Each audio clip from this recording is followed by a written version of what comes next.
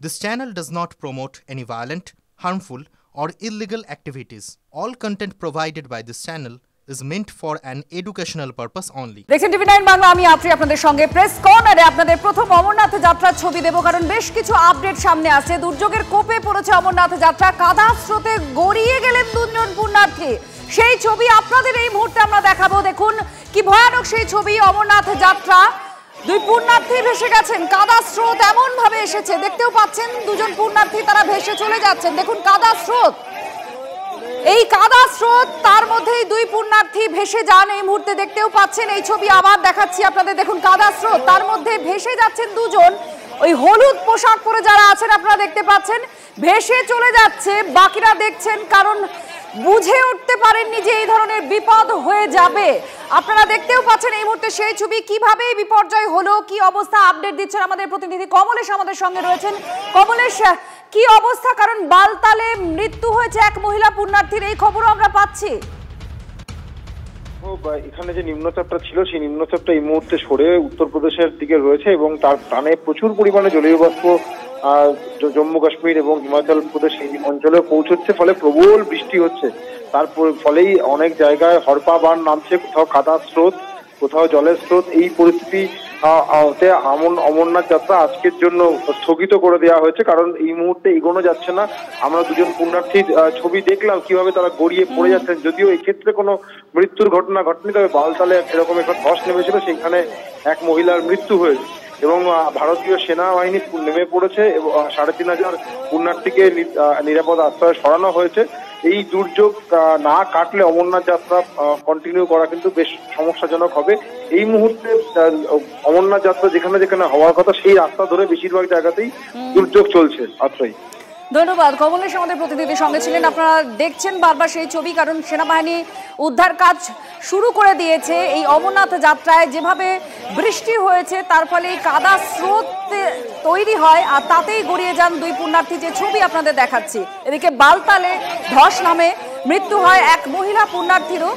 আপাতত অমরনাথ যাত্রা স্থগিত রাখা হচ্ছে। ৩৫০০ পুণ্যার্থী সেনার আস্তানায় আছেন। আজকের জন্য অমরনাথ যাত্রা স্থগিত রাখা হচ্ছে, কারণ এই দুর্যোগের জন্য।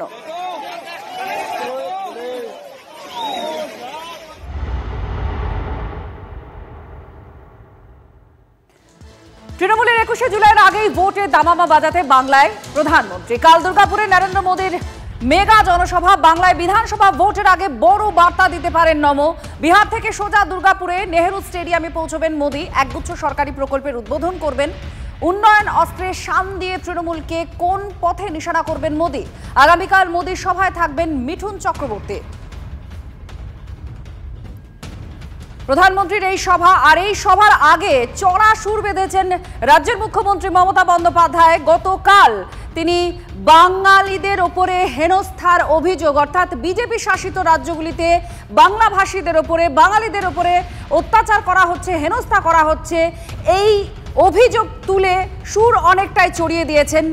তার কোনো রকম পাল্টা প্রধানমন্ত্রীর মুখ থেকে কোনো বক্তব্য শোনা যায় কিনা, নাকি অন্য কোনো বার্তা দিতে পারেন, সেদিকে তাকিয়ে রয়েছে গোটা রাজ্য। কারণ সামনেই রাজ্যে বিধানসভা ভোট রয়েছে, আর ভোটের আগেই এই উত্তাপ রাজনীতি ক্রমাগত বাড়ছে। উন্নয়নের অস্ত্রের শান দিয়ে তৃণমূলকে কোন পথে নিশানা করবেন মোদী। আগামীকাল মোদীর সভায় মিঠুন চক্রবর্তীরও থাকার কথা রয়েছে।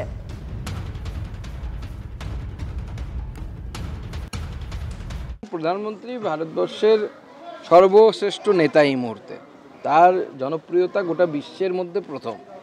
তার সাথে আমার মনে হয় প্রথমেই অন্য কারোর তুলনা করা উচিত নয়। দ্বিতীয় বিষয়টি আমি যেটা বলতে চাই, যে মাননীয় প্রধানমন্ত্রী বিভিন্ন এলাকায় যাবেন, তার মধ্যে দুর্গাপুরকে এখন বাছা হয়েছে, এরপরে অন্যান্য এলাকাও যাবে, রানাঘাটে যাবেন, এরপরে আমাদের এই মালদা, দক্ষিণ দিনাজপুর, উত্তর দিনাজপুর মিলে এই 3টি ডিস্ট্রিক্টের মধ্যে কোনো একটি জায়গায় আসবেন। এরকম প্রত্যেকটি জায়গায় জায়গায় মাননীয় প্রধানমন্ত্রী আসবেন এবং গোটা বাংলার উপর থেকে শুরু করে নিচ পর্যন্ত মাননীয় প্রধানমন্ত্রীর নেতৃত্বে সেখানে সভা হবে। বিজেপি কর্মীরা স্বাভাবিকভাবে উৎসাহিত এবং তারা আগামী দিনে কোমর বেঁধে ভোটের কাজে নেমে পড়বে। এক, বাংলার বকেয়া টাকা দিতে হবে। ২, বাংলা ভাষীদের উপর, ভারতীয় বাংলাভাষী বাঙালিদের উপর যে অত্যাচার করছে বিজেপি শাসিত রাজ্যগুলো, তার জন্য প্রধানমন্ত্রীকে দুঃখ প্রকাশ করতে হবে। এর বাইরে ওনার এই সফরে কারুর কোনো আগ্রহ নেই। রাজনৈতিক পর্যটক আসবেন, যাবেন, বিজেপি হারবে। প্রধানমন্ত্রী সভায় মিঠুন চক্রবর্তী থাকার কথা, আপনাদের সেই খবর আমরা দিয়েছি। এবার দিলীপ ঘোষ থাকবেন কিভাবে সেই প্রশ্নটা উঠছে, কারণ দিলীপ ঘোষ এর আগে আলিপুরদুয়ারে যখন প্রধানমন্ত্রী সভা করেছিলেন সেই সময় ছিলেন না।